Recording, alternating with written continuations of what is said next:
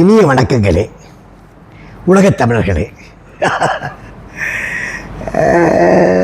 ஒரு அழகான ஒரு கிராமம்னு சொல்ல முடியாது, அது நகரம்னு சொல்ல முடியாது, அப்படிப்பட்ட ஒரு ஊர். ராமசாமின்னு ஒருத்தர் இருந்தார். அவர் எல்லாருக்கும் தெரியும், நல்ல மனுஷன், எந்த கெட்ட பழக்கமும் இல்லை, அந்த குடும்பத்தை அழகாக காப்பாற்றுறவர். கருப்பாயின்னு அந்த அம்மா அவங்க ஒய்ஃபு. ஒரே ஒரு பையன்தான். பையனை கூட பள்ளிக்கூடம் அனுப்பிச்சு படிடா படிடா படிடான்னு சொல்லிட்டு இருந்தார் அவர். அந்த பையனுக்கு படிப்பு ஏறலை. என்னமோ தெரில, மரம் வெட்டுறதுக்காக காட்டுக்கு போனவர் என்ன கடிச்சதுன்னு தெரியலிங்க, செத்து போயிட்டார். அப்போ அந்த அம்மா ரொம்ப வேதனைப்பட்டது. நமக்கு இருந்த ஒரு வீடு இருக்குது, ஒரு வீடு மட்டும், ஒரு கூரை வீடு இருக்குது. பையனை நம்பித்தான் அந்த அம்மா இருக்காங்க. பையன் அப்படி ஒன்றும் பெரிய சப்போர்ட்டாக இருப்பானான்னு அந்த அம்மாவுக்கு தெரியல. இன்னும் அந்த பையனுக்கு 23, 24 வயசு ஆகிப்போச்சு. கல்யாணம் பண்ணணும், நாளைக்கு பேரன் பேத்தி பார்க்கணும், ஒரு ஆசை இருக்காதா? ஏழையாக இருந்தா என்ன, பணக்காரனாக இருந்தா இருக்கும் இல்லை அந்த ஆசை. அப்படின்னு இருக்கும்போது ஒரு நாள் அந்த பையன்கிட்ட உட்காந்து பேசணும். ஏண்டா உங்கள் அப்பா எப்படி பேர் வாங்கினவர் இந்த ஊரில், எவ்வளோ பேர், நல்ல பேர், எங்கே போனாலும் அவ்வளோ மரியாதை. நீ ஏண்டா எப்படி இருக்கிற, இன்னும் கொஞ்சம் சுறுசுறுப்பாக இருடா, கொஞ்சம் நல்ல அதுக்கு அப்பாவோட கோடாலி இருக்குது, எடுத்துகிட்டு போ, மரங்களை வெட்டு, கொஞ்சம் ஏதாவது ஒன்று விற்றுட்டு வா, கொஞ்சம் போல கொண்டு வந்தால் கூட போதுண்டா, நம்ம காலத்தை ஓட்டிக்கலாம் அப்படின்னா. அவன் 20 ரூபா போகலாம், கோடாலி எடுத்துகிட்டு மரம் வெட்டிட்டு போமா, மரம் வெட்டி தானே அப்பா செத்து போயிட்டார், அதனால் நம்ப மாட்டேன் போ அப்படின்னு ஏதோ ஒரு சாக்கு போக்கு சொல்லிட்டு சோம்பேறியாக இருக்கிறானே தவிர அவன் உழைக்கிறதுக்கு தயாராக இல்லை. இதான் உண்மை. அந்த அம்மா அதுக்குள்ளார அந்த ஊரில் ஒரு தொழிற்சாலை வருது. அங்கே வட இந்திய தொழிலாளர்கள், நம்ம தொழிலாளர்கள் எல்லாம் வராங்க. அவங்க எல்லாம் உழைக்கிறாங்க நிறைய. சில பேர் அவங்களே சமைச்சு சாப்பிட்றாங்க, சில பேர் இந்த அம்மா கிட்ட சாப்பிட ஆரம்பிச்சிட்டாங்க. இந்த அம்மா சமையல் நல்லா இருக்குது, வருமானம் பெருசாக ஆசைப்படுறதில்லை இந்த அம்மா, நல்ல மனசு. அதனால் நம்ம எதுக்குற சமைக்கணும், இங்கேயே சாப்பிட்டுடலாம் அப்படின்ட்டு அவங்கக்கிட்டே சாப்பிட ஆரம்பித்தாங்க. அதனால் அந்த அம்மாவுக்கு சாப்பாடு செலவு தள்ளிட்டு போகுது. இந்த பையனை எப்படி தான் கரையேற்ற போகிறோமோ என்னமோன்னு தெரியல. ஒரு நாள் கொஞ்சம் கோபமாகவே பேசிட்டாங்க. இந்தாடா உங்கள் அப்பாவோட கோடாலி, உங்கள் அப்பா உனக்கு வச்சுட்டு போன சொத்து தான். அவர் ஏதோ ஒன்று போனார், ஏதோ ஒன்று ஆச்சு, இறந்துட்டார், உனக்கு என்னடா இருக்கு, அதை ஒரு காரணமாக சொல்லிகிட்டு இருக்க. நீ கிளம்பு, போய் காட்டுக்கு போய் மரம் வெட்டிட்டு வா, போய் போ அப்படின்னார். சரின்ட்டு கோடாலி எடுத்துக்கிட்டு என்ன அம்மா சொல்கிறாங்களே அப்படின்னு பார்த்தா, அப்போ கடைசியில் அந்த அம்மா சொல்லுது, நீ போய் கோடாலி எடுத்துகிட்டு போய் மரம் வெட்டி விற்றுட்டு வா, 1 மாதம் பார்ப்பேன், நீ நல்லபடியே உங்கள் அப்பா மாதிரியே உழைச்சி சம்பாரித்து நல்லா இருக்கிறன்னா உனக்கு ஒரு கல்யாணம் பண்ணி வைக்கிறேன். எனக்கு ஆசை இருக்காடா ஒரு பேரன் பேத்தி பார்க்கணுன்ட்டு அப்படின்னு. பையனுக்கு ஒரு குஷி ஆகி போச்சு. ஆமாம், கல்யாணம் பண்ணிக்கலாம், இல்லை மரம் வெட்ட போகலாம் அப்படின்ட்டு கோடாலி எடுத்துன்னு போகிறா. ஒரு மரத்தை வெட்டுறான். அது ஒன்றும் மரம் ஒன்றும் அசையலை. ஏன்னா கோடாலி அப்படியே இருந்ததுங்களா, அது துரு பிடிச்சிருக்கு. அது தீட்டுறதுக்கான மூளை இவங்கிட்ட கிடையாது. அப்படியே ஆஞ்சி ஓஞ்சி ஒரு மரத்து ஓரமாக உக்காண்டான். போடா, என்னமோ அப்பங்காரன் செஞ்சான், நம்மளை போய் இந்த அம்மா போய் சொல்லப்படுது. இந்த அம்மா 4 பேர் சாப்பாடு போட்டேன், எதுக்கும் போட்டால் நானும் சாப்பிட்டு காலத்தை ஓட்டு போகிறேன், இதில் போய் மரம் விற்றுட்டு வான்னு சொல்லிட்டு இருக்கும்போது சலசலன்னு ஒரு சவுண்டு கேட்குது. அடா சவுண்டுன்னு பார்த்தா ஒரு புதர் ஓரமா 2 காலுமே இல்லாத ஒரு கரடி படுத்து நடக்குது.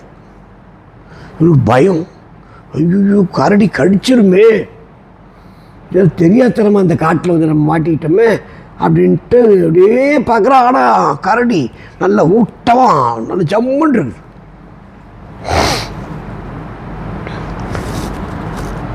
அப்படியே பார்த்துட்டே இருக்கிறான். கரடி இவனை பார்க்கல. பார்த்துக்கிட்டே இருக்கிறான். சலசலன்னு ஒரு சவுண்டு வருது. இவன் போய் மரத்தை பின்னாடி ஒழிஞ்சிட்டான். ஒரு புலி பார்த்தீங்கன்னா, பெரிய புலி, பல்லு பட்டப்பட பெரிய பல்லு, அந்த பல்லுக்கு இடையில் ஒரு மான் அந்த கழுத்தை கவ்விட்டு வருது. வந்து இந்த கரடிக்கு முன்னாடி தான் வச்சு பிரித்து சாப்பிடுது. அது முடிஞ்ச வரைக்கும் கொஞ்சம் சாப்பிட்டுட்டு மீதி தூக்கி கரடிகிட்ட போட்டு போயிடுச்சு. கரடி அதை எடுத்து சாப்பிட்டு நல்லாகுது. இவன் யோசனை பண்ணான், ஒன்றுமே உதவாத ஒரு ஊனமான ஒரு கரடி, அந்த கரடிக்கு கடவுள் சாப்பாடு போடுறார். எங்கேருந்தோ ஒரு புலி கொண்டாந்து போடுதா இல்லையா? நாமளும் எங்கேயாவது போய் உட்காந்தோம்னா நம்ம கடவுள் சாப்பாடு போட மாட்டாரா? நானும் கோயிலுக்கு போய் வந்திருக்கேன், சாமி கும்பிட்டு வந்திருக்கேன், எனக்கும் கடவுள் அருள் செய்ய மாட்டாரா? இதில் போய் கோடாரி எடுத்தும்போ மரம் விட்டு விற்றுட்டு வான்னா அது மொக்க கோடாரி வர அப்படின்ட்டு நேராக வரேன். ஒரு கோயில் குளத்தங்கரையில் உட்காந்துக்கிட்டு 2 நாள் ஆச்சு 3 நாள் ஆச்சு, தாடி தான் வளர்ந்தது தவிர ஒன்றும் சாப்பாடு கிடைக்கல. பசியாக இருக்கிறான். அப்போ ஒரு வயசானவர் இல்லை தாடி கடி வச்சுட்டு வந்தார். தம்பி, எந்த ஊருடா நீன்னார்.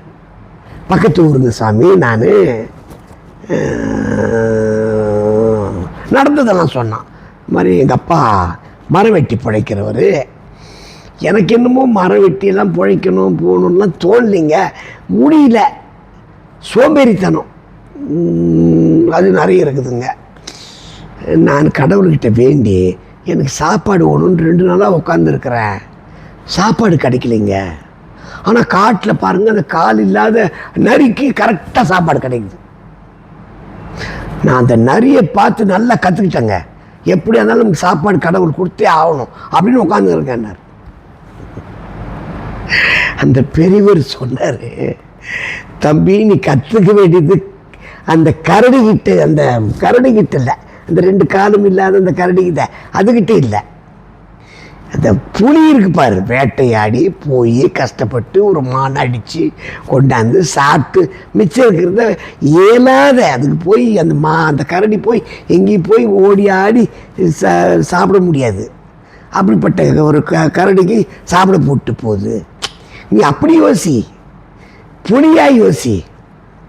நீ உழைச்சி நல்லா சம்பாரித்து நீ சாப்பிட்டு இயலாதவங்களுக்கு 4 இடத்துல சாப்பாடு வாங்கி கொடு. அப்படி யோசிங்க, அது சரியாக இருக்குமே.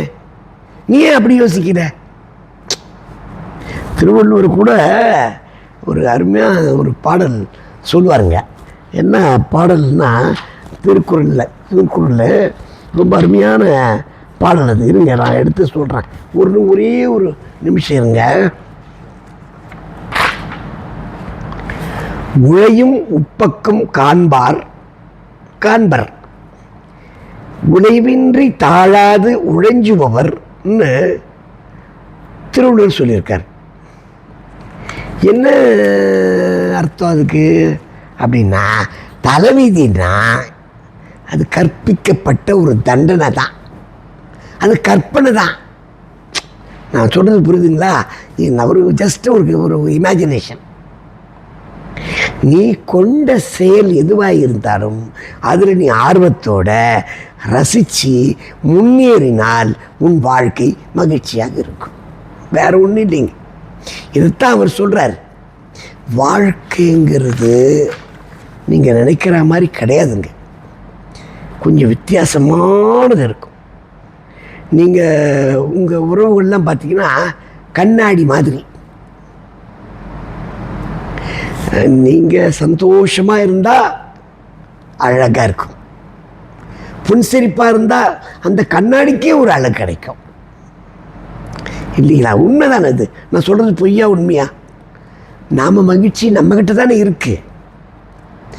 வெற்றிகள்லாம் நமக்கு கிடைக்கும்போது பெருசாக கர்வப்படாமல், பெருசாக மமதப்படாமல், ஆணவப்படாமல் இதுவும் கடந்து போகும் அப்படின்னு போயிட்டே இருக்கணும். தோல்விகளும் வரும், அதே மாதிரி இதுவும் கடந்து போகும்னு போனாதான் வாழ்க்கை சுகமாக இருக்கும். நான் சொல்கிறது சரிங்களா? ஆக ஒரு மனிதன் உழைப்பை நம்பினால், நேர்மையான உழைப்பை நம்பினால் வாழ்க்கையில் முன்னேறலாம். அந்த நேர்மையான உழைப்பில் இவன் சாப்பிடலாம், பல பேருக்கு சாப்பாடு வாங்கி தரலாம், அவங்க பசி ஆற்றலாம். அவங்க யாராக இருக்கணும்? அவங்க சாப்பிட முடியாது, வெளியில் போய் வேலை செய்ய முடியாத ஆட்கள். அவங்க உடல் ஊனமாக இருக்கலாம், மனம் ஊனமாக இருக்கலாம், எவ்வளோ இருக்குங்க.